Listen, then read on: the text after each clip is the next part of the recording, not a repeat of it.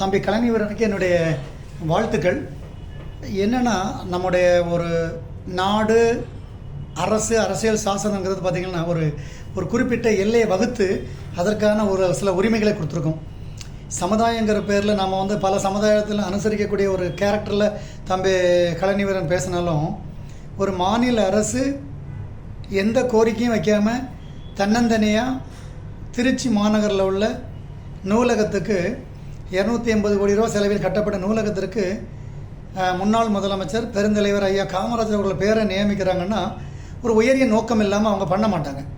So அதை போய் நம்ம சந்தேகத்தின் பார்வையில் அரசியலுக்காக இந்த மாதிரிலாம் பேசாமல், தம்பி என்னுடைய கருத்தை கொஞ்சம் ஆமோதிக்கிறதுனால சொல்கிறேன். கலைஞர் நல்ல பிள்ளை, எந்த கருத்தையுமே ஒரு முறைக்கு இருமுறை, அதாவது வள்ளுவர் சொன்ன மாதிரி எண்ணி துணிக கர்மம் துணிந்த பின் எண்ணுவது என்பது இழுக்கும்பாங்க.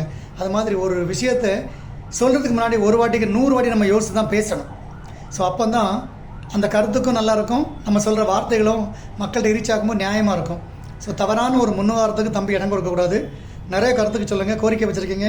அனைத்து பள்ளிகள்லேயும் ஐயாவுடைய பெருந்தலைவர் ஐயாவுடைய ஃபோட்டோ வைக்கணும், அதெல்லாம் நியாயமான கோரிக்கை. சில வைக்கலாம், எல்லாம் இருக்கலாம். பட் இன்னும் நிறைய ஆராய்ச்சி பண்ணி தான் தம்பி ஒரு கலைஞரம் பேசணுங்கிறது என்னுடைய வேண்டுகோள். வணக்கம், வாழ்த்துக்கள். என்றும் அன்புடன் சௌந்தரராஜன், சர்வதேச விளையாட்டு வீரர். நன்றி.